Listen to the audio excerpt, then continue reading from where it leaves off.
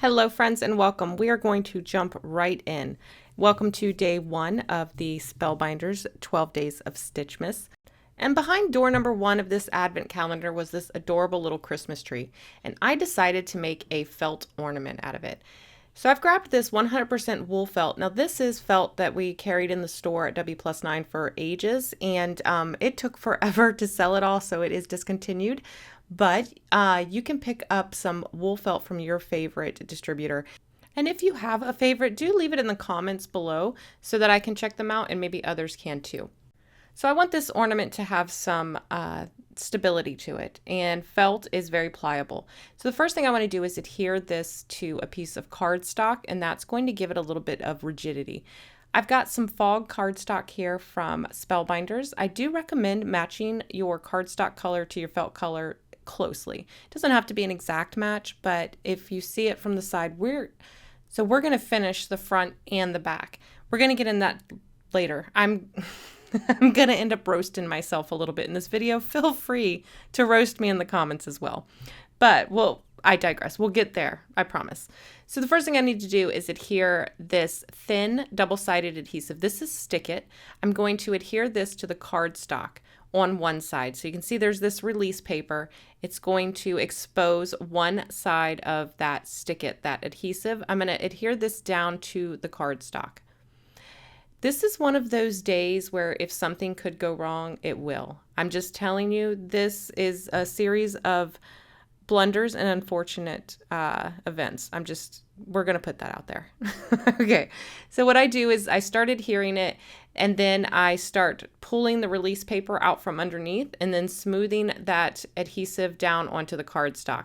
You can see here, I've got some bubbles in there. That's okay. You can get those out easily with your bone folder. Just burnish those down, and I'm going to cover a good portion of this cardstock. I'm going to end up making 2 trees. So I'm going to make 2 trees in total, but the ornament is going to, like I said, be finished on the front and the back.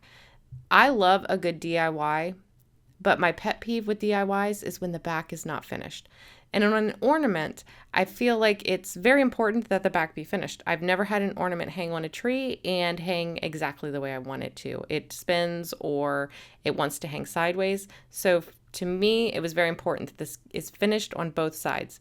That being said, this was probably not the best one to do that way because it's 3 different pieces that have to be adhered.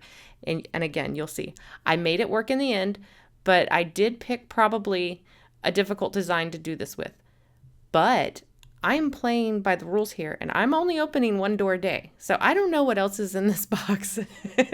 And I had the idea, and there's probably a better die in here to do this with. And if so, we will revisit it. All right, so I've got that Stick It adhered to the cardstock. Then I'm going to adhere the wool on top. But first, I need to remove that other side of that release paper. Now this, for me, is a little difficult. I probably did these backwards. I probably should have removed well, I don't think you can remove this side first. Anywho, you're going to have to get it started. So here I'm going to pull back a corner, and I'm going to do the same thing. I'm going to pull back a portion of it. I'm going to lay the felt on top of it, and then I will continue to reveal more of the adhesive as I go. So I'm going to flip this back. I'm going to grab that release paper, and I'm going to slowly start exposing some of that adhesive, and then using my hand, I'm just going to slide that felt onto the exposed adhesive. This is the easiest way that I have found to do this and make sure that I get the felt on there nice and flat and even without any wrinkles. I'm going to use my bone folder to burnish that, and now I'm ready to do my die cutting. I've trimmed down the excess, and now I'm going to lay my dies out on top. Now, here's the great thing about these. You can use just the outline here without the stitching detail. So each one of the tiers of the trees has the outer border that would cut the solid shape, and then they have the stitching detail that you can drop into it. I'm using my press and seal trick here. If you're not familiar with using the press and seal to cut nested shapes, I will link to my video at the end of this video, and you can check that out. So I just like to use that press and seal to hold the inserts in the exact same spot. Now this is going to be important, especially on this one, because we're going to do these back to back. So it'll make sure that my two pieces that I cut are identical. The inserts aren't going to be shifted off to the left or the right because that press and seal is going to hold these in place. So every subsequent time that I cut this, I'm going to get an exact duplicate of the first shape. So I'll go ahead and trim that down and run it through my die cutting machine. And because I'm using felt and a thicker piece of cardstock, I did run it through forwards and backwards. Just wanted to make sure that I cut through all of that cleanly. As you can see here, I did. And now I'm just going to pop out my shapes. And then I'm going to pull the whole thing off of the felt here, and I'm going to run it through a second time. And you can see here how all of these have stayed together, and I can just lay this down again on another piece and then send it right back through. So now that'll give me all of my pieces for the main part of the tree for the front and the back. You can see here when I put these together, they are identical and the holes line up exactly. So on another design, if you weren't sandwiching these 3 tiers together, you could certainly do a front and back and stitch from front to back and have a finished front and back of a different design. But again, this is 3 tiered and they sandwich up in between each other. Again, we'll get there, I promise. So I've used this little trim piece to cut out the trim pieces out of white. And I wanted to give it a little bit more stability, so we are going to stack these. They're made out of paper, and I don't want it to feel flimsy, so by stacking them, we're just going to give it a little more weight and a little bit more, heft. It's going to be a little more solid. And I just repeated the same thing for all of the trim pieces, front and back. Now it's time to move on to our stitching. I'm going to add a little bit of gold metallic thread for our stitching on this. And I know some of you are thinking, wait, Dawn, you've got a gray tree, you're going to use gold thread. Yes, I love mixing my warms and cools. I love mixing my metals. I have one tree that is all mixed metals, so like copper, gold, silver, and it is absolutely gorgeous. It's so elegant looking, my favorite tree of all time. So I'm going to make this ornament ultimately for that tree, so that's why I'm using the gold thread. And you'll see in the results here that it turns out beautiful.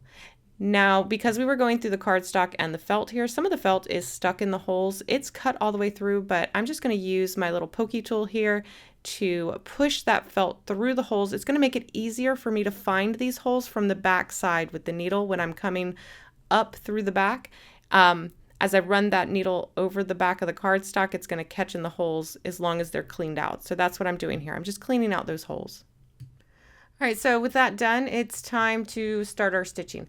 Now, everybody starts their stitching different from the back side. I like to take this, these are zots and they are long strips. So I cut off a little section here.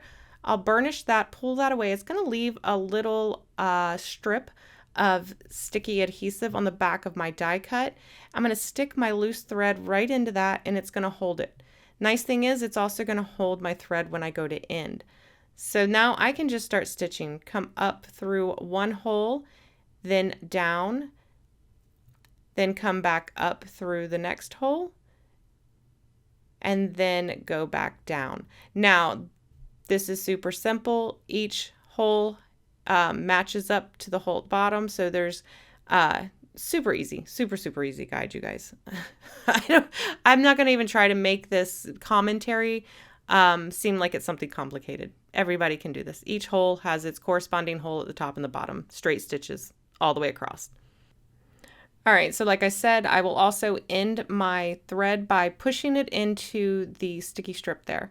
So I'll just kind of thread the needle underneath a couple of those rows and then just push that into the adhesive with my finger and trim off the excess, and it's all done. All right, now I can add my little trim piece to the front there. So I'm going to grab one of the ones that I've already doubled up. We're going to make sure we push through all these little holes there. And we're going to adhere that right on top with some liquid adhesive. Now, alternately, you could have adhered this first and then stitched through this layer as well. Those holes do line up with the holes at the bottom there. But either way looks good. I chose to do it this way. I'm going to adhere it and then I'm going to put it under a heavy block and stitch the next piece.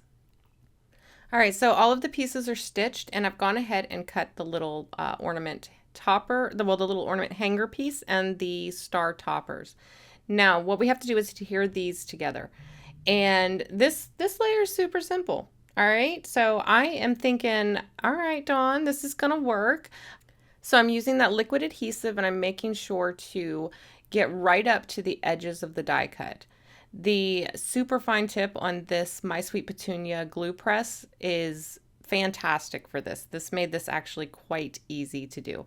So in my head, I'm thinking, all right, I think I should do glue on both sides. That's going to give me the greatest chance of a secure bond, right? Because I do want this to be an actual usable ornament and I don't want it falling apart.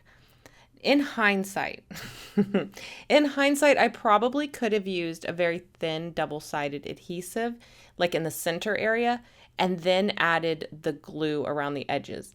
And this would make it easier to hold together.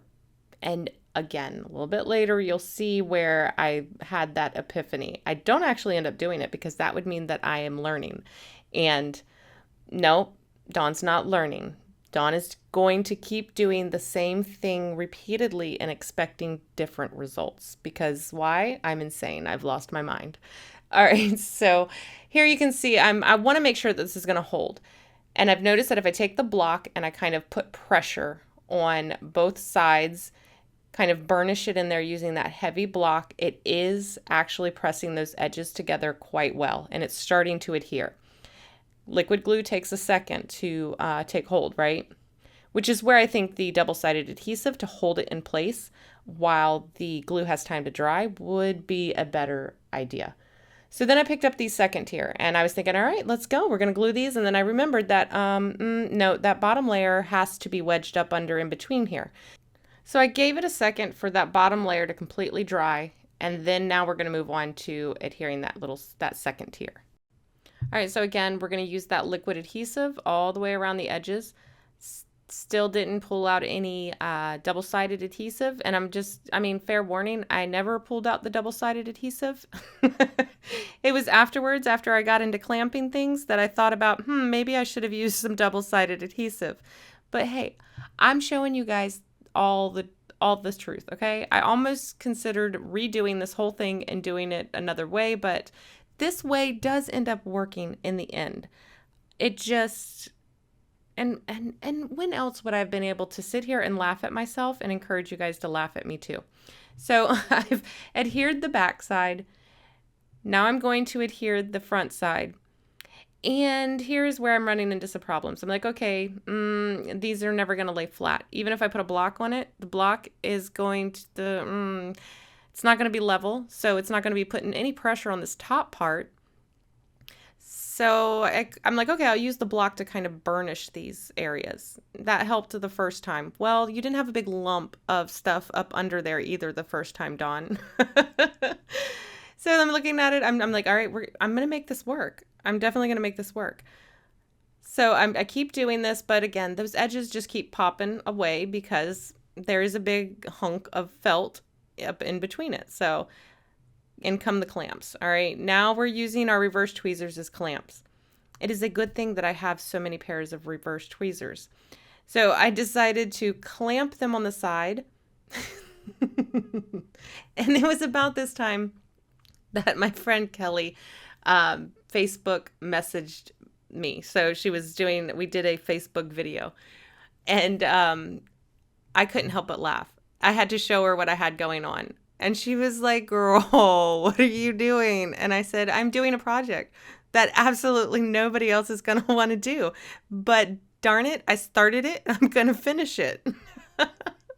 That being said, I have another version for you guys at the end that is nowhere near this difficult.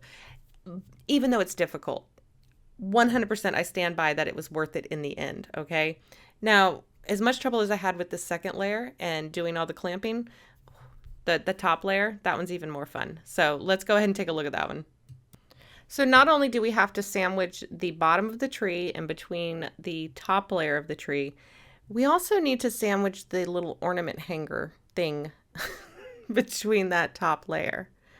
Yeah. And it was about here that I was starting to worry. I was like, I don't know. I got away with it on the second layer, but I don't know if I'm going to get all of this jammed up in that little top layer. But where there is a will, there is a way. All right. So we're going to, I'm just double checking here. You can see I'm double checking. I'm making sure that nothing is popping apart, and you can see here that it's not. Because again, if it started to pop apart or fall apart, I would have abandoned ship. Okay, we would have went a different route. But it was working. So it's still definitely worth persevering. All right, so before we start adhering everything together, I also need to put these star toppers on the top. Again, for stability, I've cut 2. And I've adhered them back to back, so the front and the back look finished. Again, everything in this set is symmetrical, so you can cut a front side and a back side. So now I need to, look at me just dropping things all over the place, you guys. So I've added glue, but it's liquid adhesive, takes a second to adhere, and I'm trying to get this perfectly lined up straight because again, we're going to back it with the second one. And if they're off even just a little, it's going to show. So I want to make sure that I've got it even so that they line up correctly. Sometimes I am way too tedious. If you're tedious like me, leave it in the comments below. If you would have abandoned ship a while ago, leave that in the comments below too. I'm probably being dramatic. But it sure did not feel dramatic at the time when I got a camera going and I'm trying to film a tutorial to teach you guys these simple little paper crafts that I am making not so simple. All right, so what we have to do now is adhere one side of our tree to our topper, or not our topper, our hanger here. So I'm adding some glue down the center. I want to get as many pieces adhered together before I go and try to attach this to the rest of the tree. Because remember, we've only got so much space to work with, and we're jamming a lot of stuff in between these two little layers. What is that, like maybe an inch tall, that top piece? And we've got to, you know, shove a lot of stuff in between there and get the edges to seal. I don't It worked, but I can't help but laugh. Only I would continue to try to do this. And oh my goodness, look, why did I not pull out the double-sided adhesive and be done with this little piece? No, I'm going to continue to use some liquid adhesive. I don't learn, do I? All right, so here we go. What is this, the third time I'm trying to adhere this? Now, just put it in place. Just put it down, Dawn. Just, there you go. Now put it down. Don't touch it again. Let it dry. Oh, it's crooked. You see, I can tell it's crooked, so now I got to straighten it out. Should have just leave it alone. Put it down. Just put it down. Oh, Lord. Oh, goodness. I'm leaving all of this in here, guys, because it's cracking me up. All right, finally, I put it down. Just stop touching it, let it dry. Again, adding that liquid adhesive. I'm holding out hope. Honestly, I'm really nervous. I'm nervous that I'm going to have to abandon this whole project. And I'm just, nope, it's not happening. Why didn't I just let that piece fully dry, you guys? Okay, so here we go. We're going to go ahead. Oh, see, look. Nope. Almost forgot. We've got to get this piece in there. All right, so again, we're adding that liquid adhesive, front and back. Now, I will tell you, this is the Nuvo liquid adhesive, and it does take a second to grab hold and set, but I'm impressed. I'm impressed. I'm looking at it now, and this is, you know, quite a bit later, and none of those edges are popping. So once it's set, it holds everything together, even with the pressure of having those extra layers wedged up in between there. See, this is where I'm getting nervous. I'm like, holy moly, how am I going to get this to hold? Out come the clamps again. It's like wood shop, you guys. We're using some glue and some clamps. So here I'm just in my head, I'm just like, don't touch it. But I have to. I keep touching it. So I just kept pressing and putting pressure with my fingers until it had a decent enough hold that I could then put the clamps on. And then I just left the clamps on until it fully dried. So here you can see I'm going to clamp the top here because not only do we have to get the sides closed, we got to get that top closed. And then I even think at some point I pulled out a third pair of tweezers and clamped that too. And hallelujah, it is done. Look at, you guys, I told you it was worth it. Look at how solid those edges are. Look, everything is so securely adhered and it's finished front and back. And it doesn't feel flimsy and cheap because it's several layers. She thick, y'all. She thick. Now it's just time to put the little hanger. And yes, this is going on my tree. This would have went on my tree even if it would have turned into, you know, a total disaster. Because at that point, it would have just been a reminder of what not to do again. So I'm just going to use another, this is a little bit thicker gold thread. It's from DMC as well, but I think it's, whereas the DMC I think is like 2 or 3 twisted strands. I think this is like 6 twisted strands. All right, so there we go. Now my ornament is done. Let's take a look at a little less difficult version of this. The back will still be finished. It just won't have a facade like the front. So what I've done is use just the outline dies here without the stitching insert in there. And I created a solid back piece. And we're just going to adhere those solid pieces to the back of all of our stitched fronts. And again, this is another option for creating the ornament. But for this one, I'm going to end up using this one on an actual card. And having that nice flat back is going to make it easy for me to adhere not only to the card base, but to adhere each layer to the other. All right, so here is the finished second tree. Here I used the gold trim and white thread. And then here you can see the back is nice and clean and flat. So that could still work. It's not going to be double-sided like this one. So you're not going to have the exact same design on both sides. But this one is significantly quicker. And I think that the right side one would be perfect for a gift tag. It has that nice flat back that you could write the name. But instead I'm going to turn it into a card. So I've used the Spellbinders notched corner frame dies. I've cut one of them from white and now I'm going to hot foil my sentiment. I'm using the Joy to the World from the Merry Little Christmas Sentiments set and I'm hot foiling that in matte gold. I'll have all of the products used linked in the description box below, so if you want to look at any of those, make sure you check there. All right, and while that was heating up, I went ahead and cut another one of those notched corner frame dies, one size up from that Silver Fox cardstock, so that's going to mat this piece.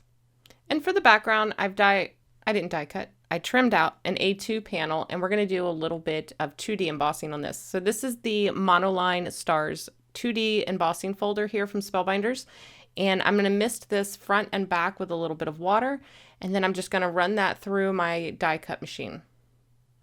I really like this folder. It's going to give a great, I would say subtle texture, but it actually gives quite a good impression. I'm just making sure that my cardstock is straight in there. And here you can see how beautiful that is. This is the debossed side. This is the embossed side. I have a hard time choosing which side I like better. I'm kind of digging that debossed side, but in the end I did go with the embossed side. I don't know. I'm thinking maybe I should have went with the debossing. I do think the debossing is a little more subtle than the embossing. Here you can see the difference. So either way, I think this is one of those folders that is great for all year round use. So these are going to layer up like so, and then I'm going to add that tree right to the center. Now, spoiler alert, I do switch out that notched frame, the one that's in the Silver Fox.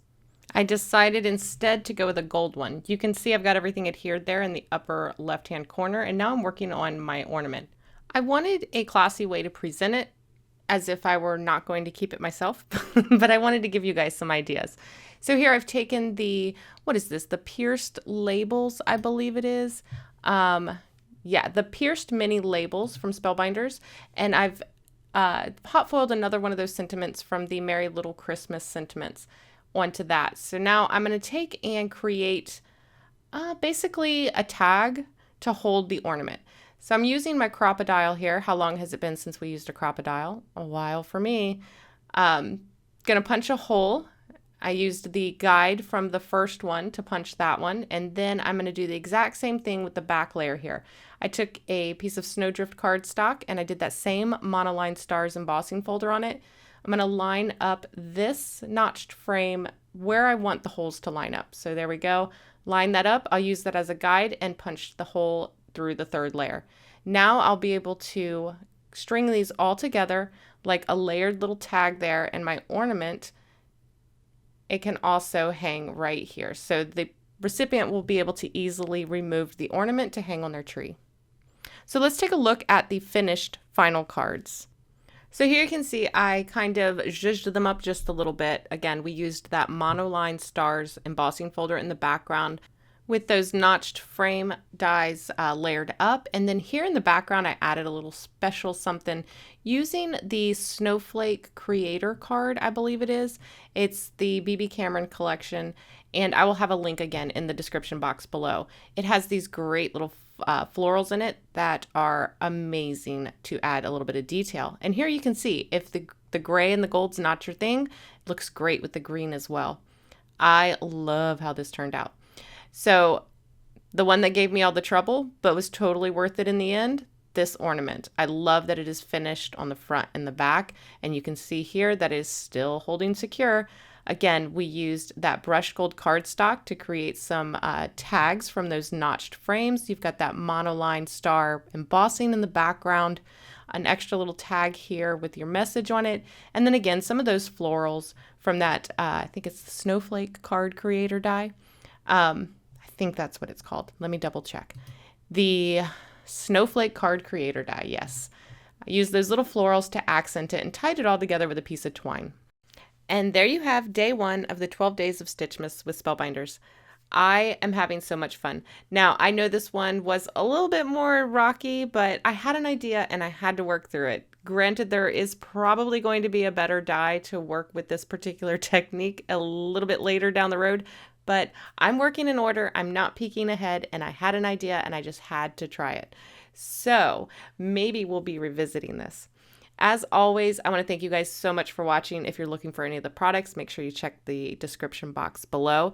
If you enjoyed this video, make sure you give it a thumbs up. If you have some tips for me on ways that you think I could have done this a little bit more simply, leave that in the comments. I'd love to know, because sometimes you get so caught up in the here and now, it's like missing the forest for the trees. You know what I'm saying? All right, so don't forget, subscribe if you want to see what I do with the rest of the Advent calendar, and I will see you all in the next video. Bye.